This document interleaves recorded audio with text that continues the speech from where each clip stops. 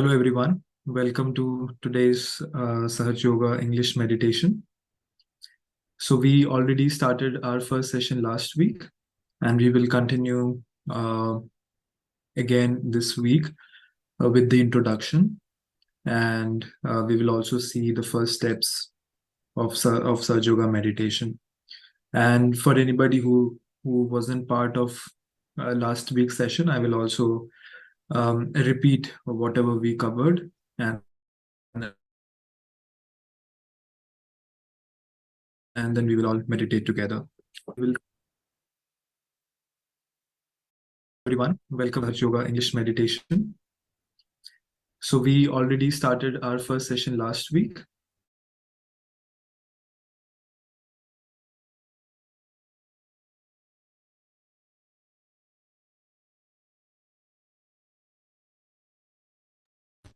Yeah, sorry about that. And so what we will do is we will first see the different aspects of Sahaj Yoga, the different energy centers and different channels that we have. And then we will try to understand why we have these energy centers and what are the benefits of these energy centers, and how does raising the Kundalini energy within us actually help us. And then we will meditate and we'll understand the technique using which the Kundalini is raised in Sahaj Yoga. And then we will watch a speech from Sri Mataji, who's the founder of Sahaj Yoga. And then we will conclude with a short meditation using some music. So begin with, we have to first understand what Sahaj Yoga is. So Sahaj Yoga is a very simple technique that is used to raise the Kundalini energy within us. So all of us have a similar structure within us, which is at a very subtle level. And if you can see this orange inverted triangle, you can see there is 3.5 coiled, you see this image. This is where all of our energy is lying. And we all have this energy within us when we are born. So when we are in our mother's womb, this energy already comes to us, but then it stays in a dormant state. And using this technique, we will raise this energy. And as this energy is being raised, it will pass through each of the energy centers and it will reach the seventh energy center. And that's when we say that we have got a self-realization, or in more clear terms, that we are now connected to our true self so that we can understand better who we are. So in today's world, there is um, a big turmoil or a big confusion on what we have to do, what we really want. And with so many opinions and so many things to choose from, we all have um, come a long way away from who we really are. So we use Sahaj Yoga to really understand our true self, who we really are before all these opinions and all these things that we see in the outside world came in. What are we really doing? What is our real purpose in life? So this happens when you connect to your true self, the true spirit which is within you. And it is also very useful in our day-to-day life because there are also energy centers within us, and each of these energy centers has different qualities which are very much in use every day. So on a daily basis, we come across situations where these qualities play a big role. For example, decision making, or how you handle conflicts, or how you treat yourself when something goes wrong or something is not going as expected. So these are things that we deal with on a very day-to-day basis. So to begin with, we have 7 energy centers and we have 3 channels. So starting with the channel, you can see that we have the right channel here, which is in yellow color. The blue is the left channel, and the white is the central channel. So the right channel is what controls our future. So all our thoughts about the future, all our worries about the future, what is going to happen, the anxiety and everything is happening because our right channel is not in balance. Maybe we are overthinking, over planning, or we are pushing ourselves too much than what we are supposed to do. And on the other side, we have the left side, which is about our past, the things that have happened. When we are really stuck about things that already happened with us, which cannot be changed, but we still end up thinking more and more about it. This all comes from the left side when the left side is not really in balance. And the aim in Saj Yoga is to try and be in the center, which is this white line that you see, the central channel. The central channel governs the present. So, as and when we are in the central channel, it helps us to calm ourselves down, think more about what is needed now than to worry about what has happened or what is going to happen. Because in the end, what is really in our control and what we can really do is what is happening right now, the present. So this is also the main goal of Saj Yoga, to be in the present and to protect ourselves from the thoughts and worries about the past or the future. And then we have the 7 energy centers. These colored petals that you see are the energy centers. So, and you can also see the Sanskrit names here. So the first energy center is called as Mooladhara. So this center is also the first energy center within us, and it gives us purity, innocence, and a good sense of what is right and wrong. So these qualities are also very important in today's life. So when we say innocence, to really be genuine in what we do and how we treat people, comes from innocence, and also to stand for what is right and wrong. This strength within us to not get carried away and to really see what is good and to choose what is right for us comes from this energy center. So moving forward, we have the second energy center, which is the Swadhisthana chakra. This energy center is more to deal with the thoughts that we have. So our thoughts, which is in our mind, is getting generated from this second energy center. And when we activate this energy center, our thoughts are more connected to our true self, which helps us to think more about what is really needed for us than to have any superficial thoughts. And this also awakens a lot of creative things in us. You have like a change in taste for music or for art, and these kind of things happen from the second energy center.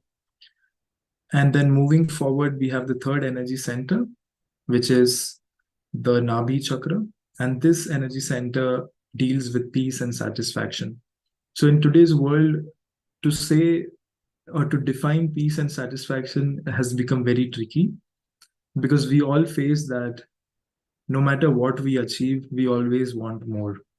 So, how do you reach a state where you are feeling content with what you have, and at the same time, you continue to grow in what you're doing? So, this is what the Nabhi Chakra provides, the feeling of content, of peace, of satisfaction, and to have the sense of gratitude for what we already have. And around this Nabhi Chakra, you can also see this area, which is also called as void. And this void is what makes us our own master. So in Saj Yoga, we say that we are our own master. We decide our path, we choose our path, and we do not have to look outside for any kind of answers. It is all within us.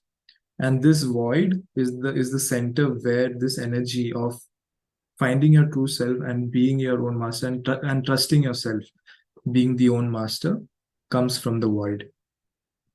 And moving on, we have the heart. So the heart chakra is also called as Anahata. And this energy center provides security, it provides love, it provides compassion, and it also at the same time provides righteousness within us. To really feel this genuine love and kindness and care for people around us, and at the same time for also ourselves, comes from this energy center.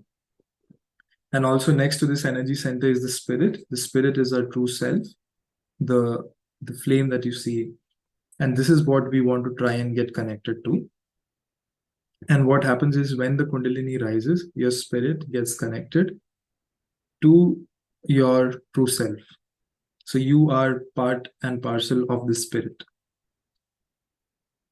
And then we move on to the fifth energy center, which is the Vishuddhi chakra. The Vishuddhi chakra deals with our ability to be in a society, how we deal with people around us, how we are to people around us, how we speak, how we communicate, is all that comes from our Vishuddhi chakra, and also the ability to witness and not be in a very reactive state. You know, a lot of times instead of responding, we react, and which can have impact. So this energy center, when it gets activated, it really helps you to find this peace, watch what is happening, and then decide what is good for yourself. So it gives you the time before you jump into conclusion or jump into acting in a certain way. And then moving on to the sixth energy center is the Agya chakra. This is the center for forgiveness, and also our ego and superego, which is in us, is in this energy center. So our aim is to always try and forgive everyone, the things that have happened, the things that people might have done. I mean, it's done. There's nothing much we can do about it. And in the end, when we don't forgive, we end up harming ourselves because we are stressed out, and it's always better to forgive. And at the same time, we also forgive ourselves for something that we have done or maybe should have been done in a different way. So we also be kind to ourselves and be loving to ourselves. So all of this comes from the sixth energy center. And then in the end, when we pass through all of this sixth energy center, we reach the seventh energy center, which is called as the Sahasrara. This is nothing but the integration of all these energy centers comes here. And then you feel this moment of thoughtless awareness, where you are completely connected to your true self. Nothing outside really matters, and you are completely in peace with yourself. You have no thoughts. And this is what we want to experience in Surge Yoga. So, this is a quick introduction of what Surge Yoga is all about and what are the different energy centers and the channels that we have. And now we will see what is the method. How can we experience this thoughtlessness? How can we experience this Kundalini energy rising within us? So to do that, I will show some steps, and then we just have to follow it in a very relaxed way. We'll try to completely forget where we are, what has happened, what is going to happen. Everything takes a pause, and then we completely try to find joy and enjoy this process that we're going to do.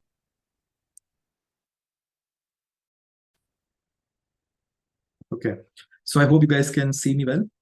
So in Surge Yoga, the meditation technique is very simple, and it was founded by Sri Mataji back in 1970. Her aim was to provide peace and help people connect to themselves, which will eventually help the whole of humanity, and also to do it in a very quick way compared to considering the different era we are in, where time is um, something that we all do not have. So we have this technique which is fast and a very simple technique to understand and also to practice daily to experience this thoughtless awareness.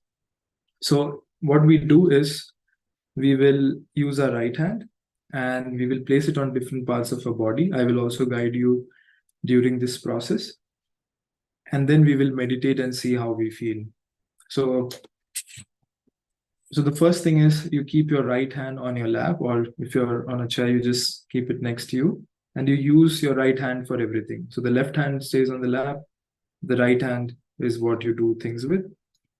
So the first step is to keep it on the left side of your heart, and then you keep it on the left side of your stomach, and then you keep it on the left side of your waist, and then on the left side of your neck. On your forehead, you can also bend your head a little bit.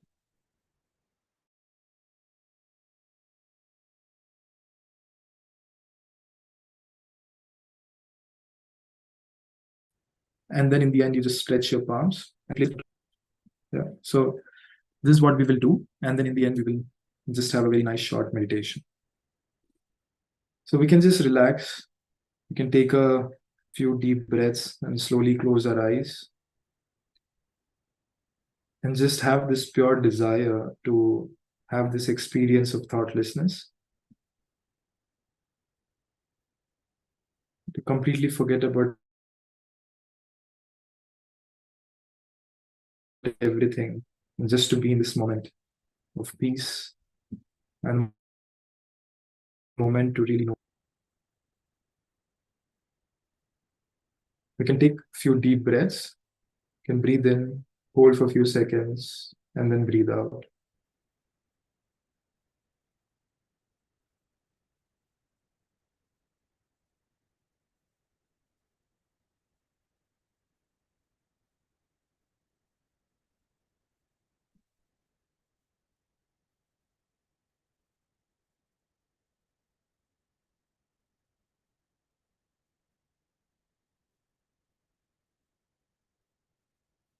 Then we take our right hand, we place it on our heart, and in a very relaxed, calm way, we can take the first affirmation. Mother Kundalini, am I the pure spirit? Mother Kundalini, am I the pure spirit?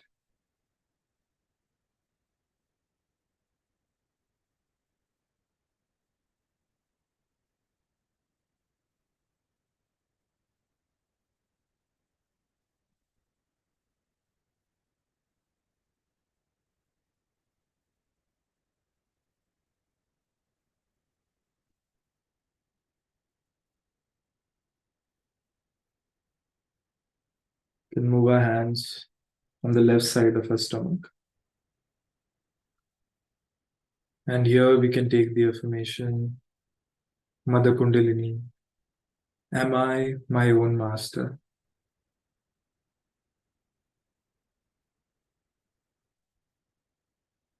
Mother Kundalini, am I my own master?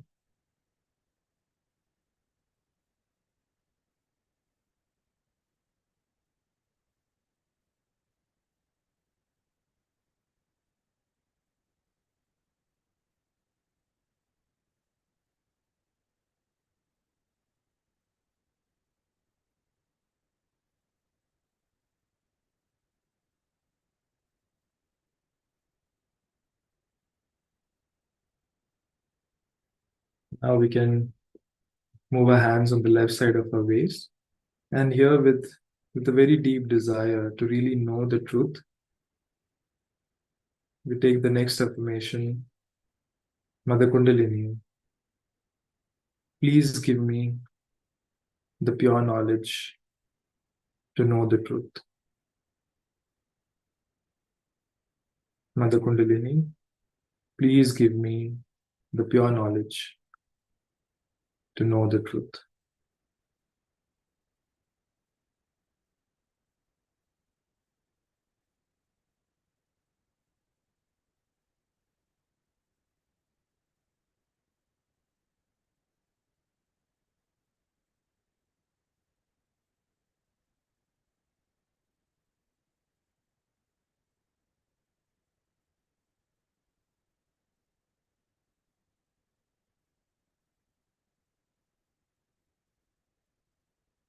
Then move our hands back on our stomach, the left side.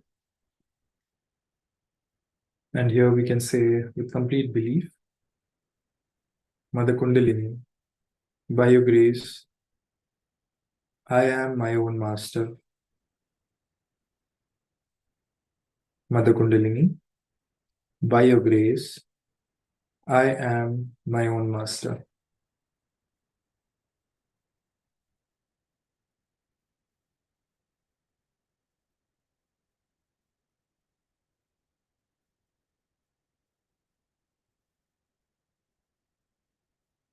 And then we move our hands on the left side of our heart.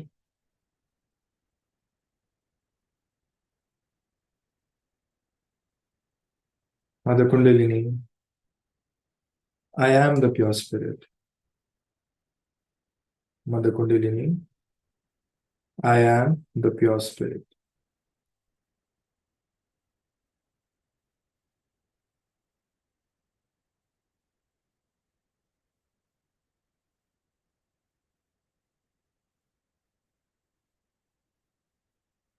Now we move our right hand on the left side of our neck. Here we can say, Mother Kundalini, I am not guilty. Mother Kundalini, I am not guilty.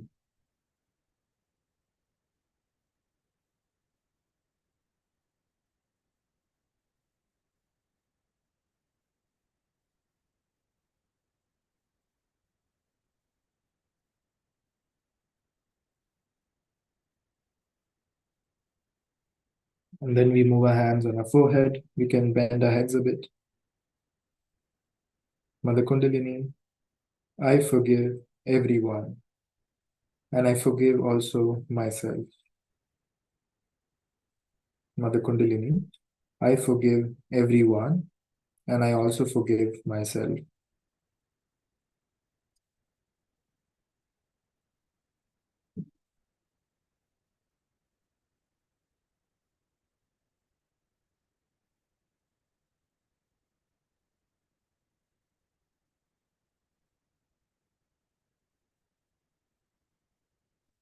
Now we move to the final step.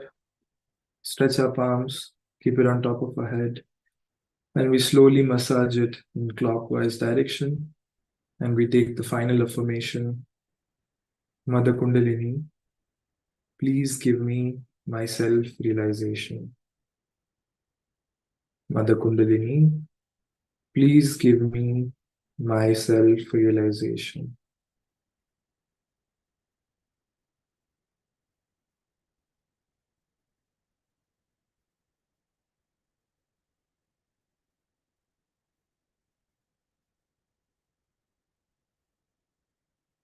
Then slowly raise our hands and we can try to see how we feel on our palms. Do we feel any sensations?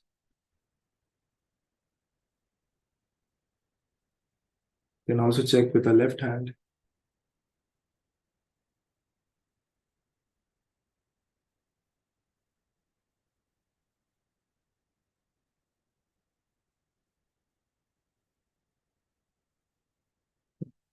And now we can bring both our hands back on our lap and we can just be in meditation and enjoy this peace for a few minutes.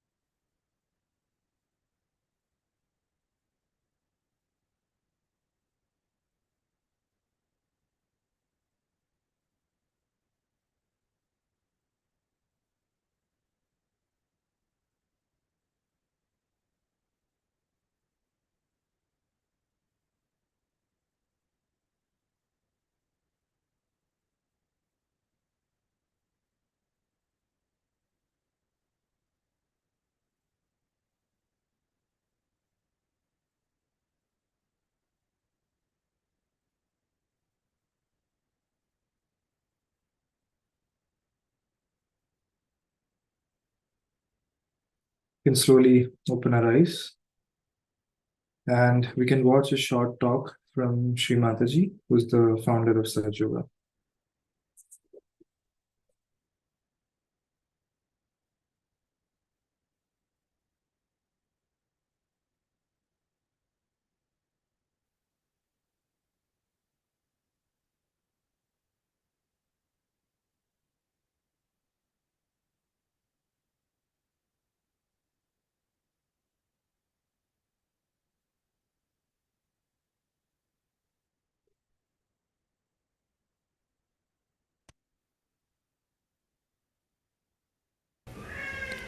I bow to all the seekers of truth.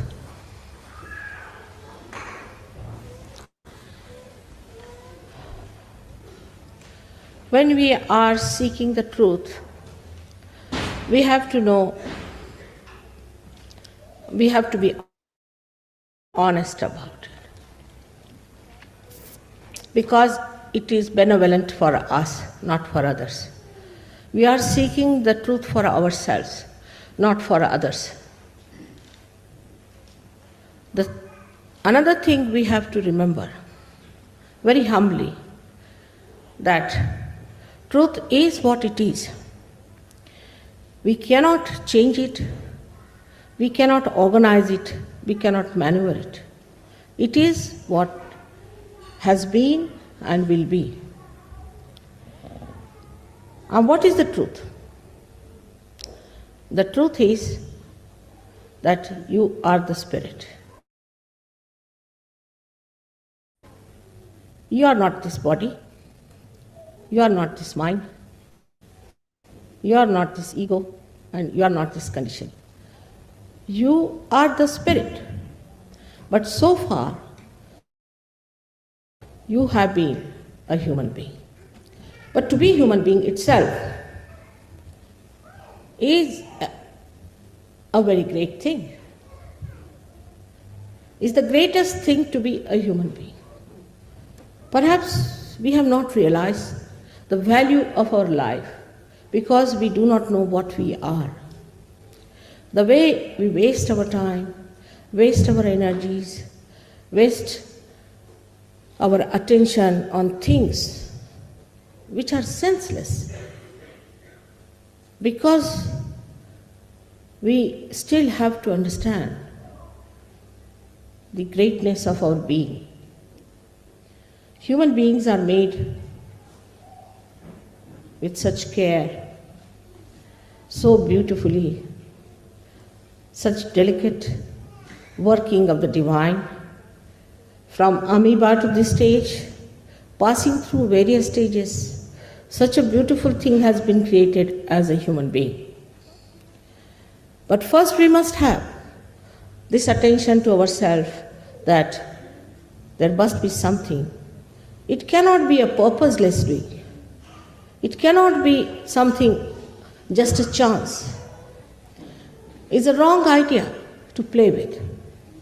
If the gravitational force of the earth or any one of the galaxies changes, there will be disaster, absolute disaster. So many things in the cosmos, if you study, the coefficients that works out the different balancing and the different weights and the movements of the different bodies show us that there must be some purpose. And they do not trouble us. It's all as if made for the stage for human beings, that the human beings have to come on the stage and all the preparation is made for the great drama. I think it's high time that great scientists should look at it and start wondering why is it the way it is made, why we are so much looked after. The whole cosmos seems to be within ourselves, as if we have buttons which move the cosmos, which control the cosmos. Everything is going on so smoothly otherwise, except when we do not try to understand ourselves.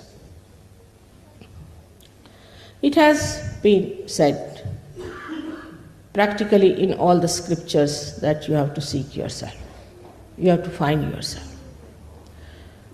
Though I think many of the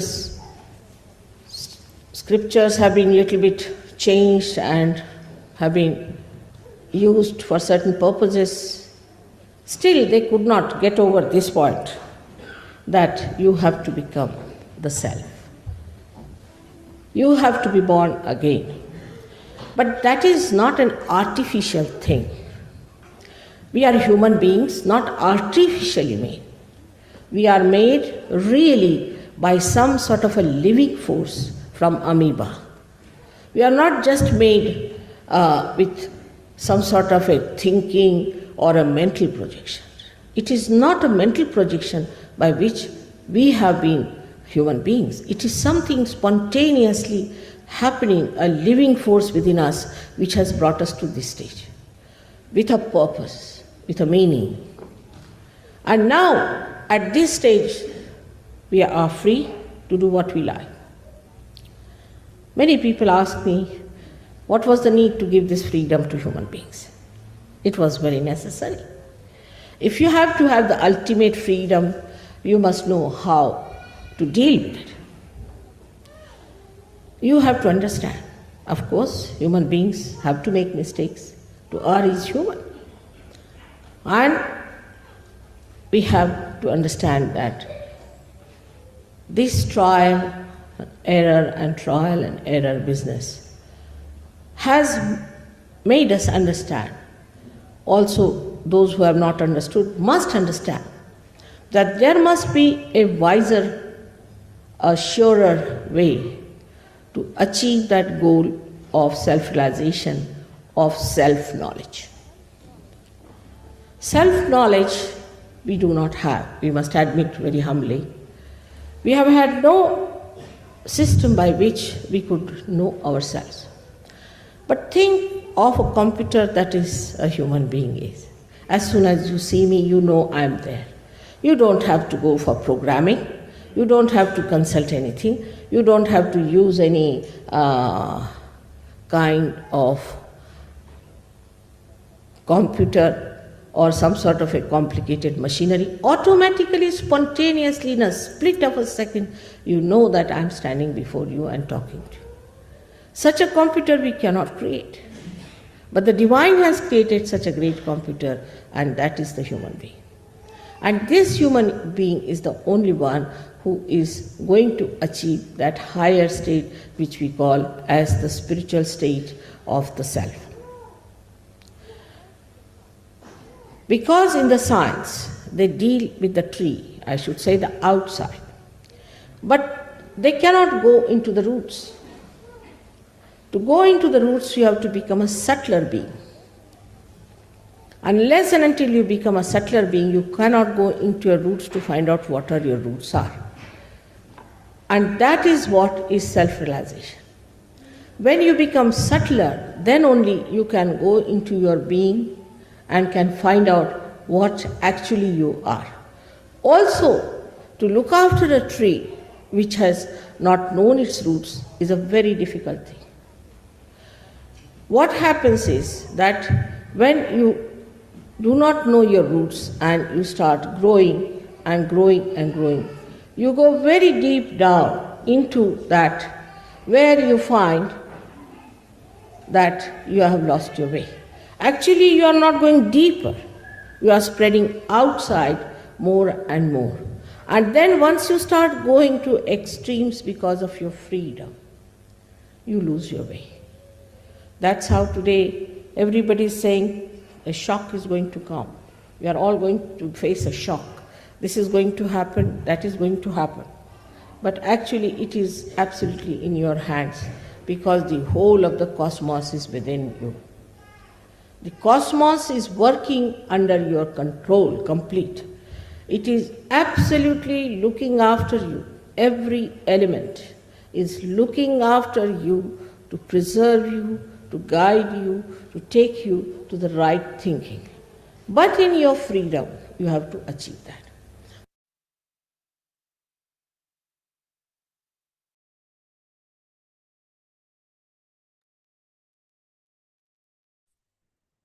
So that was a speech from Srimataji, who's the founder of Saj Yoga.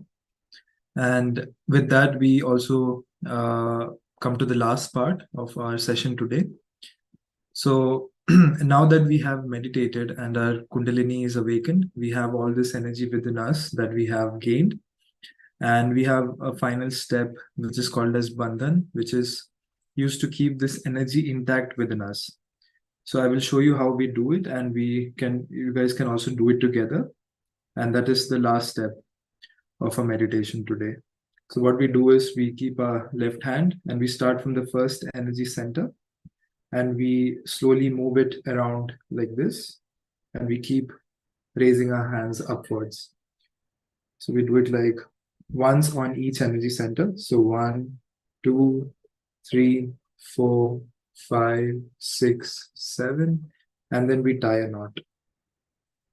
And we do it again. 1, 2, 3, 4, 5, 6, 7, and then we tie 2 knots. And then once again, 1, 2, 3, 4, 5, 6, 7, and then 3 knots. And then we keep our left hand on our lap. We use our right hand and we create a layer around us. And it comes back. So this is 1, and we do like this 7 times. 2, 3, 4,